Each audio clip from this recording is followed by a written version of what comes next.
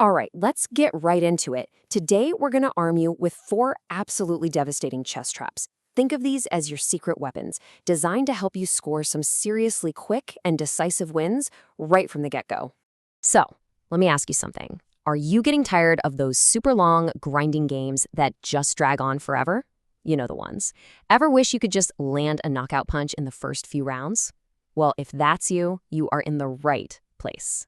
Because in this explainer, we are going to completely transform your opening game. We're going to show you exactly how to spot, and more importantly, how to punish your opponent's mistakes, turning their little slip-ups into your lightning-fast victories.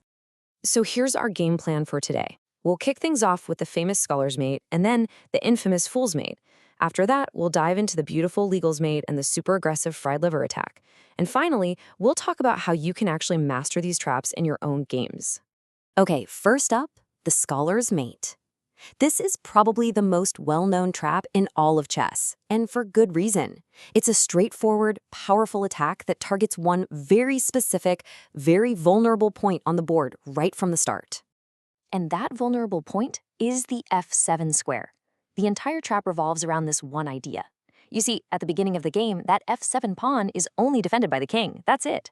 This makes it a prime target, a juicy bullseye for a coordinated attack, which is exactly what the Scholar's Mate is all about.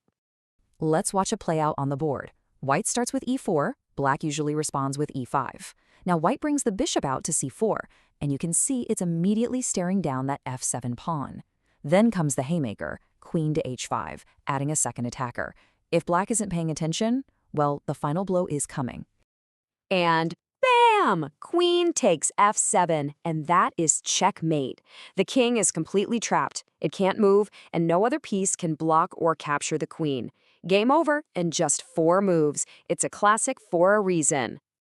All right, let's move on to our next weapon. This one is called the Fool's Mate, and honestly, it's less of a trap that you set and more of an ultimate punishment for some truly awful opening moves by your opponent. I mean, just think about this for a second. What's the fastest way you can possibly win a game of chess? This is it. We're talking 2 moves. That's all it takes to deliver a checkmate. So here is how it happens. White makes a really, really bad first move, f3, which weakens the king's position. Black just responds normally with e5.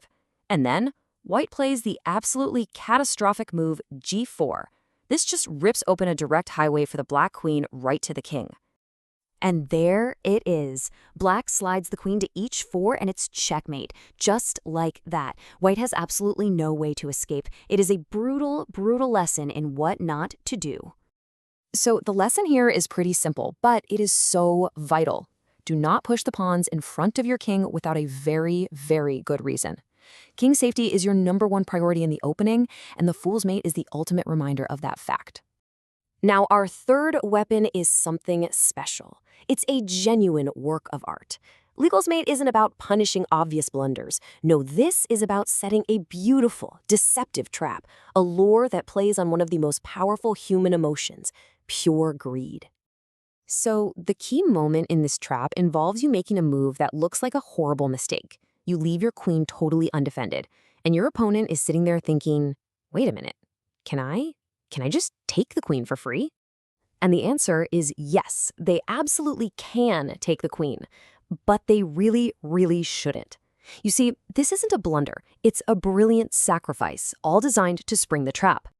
Okay, so watch this closely. White plays knight takes e5, a fantastic sacrifice. Now, if black gets greedy and snatches the queen with qxd1, the punishment is swift and beautiful. Bishop to f7 check forces the king to move to e7. And then comes the final elegant blow.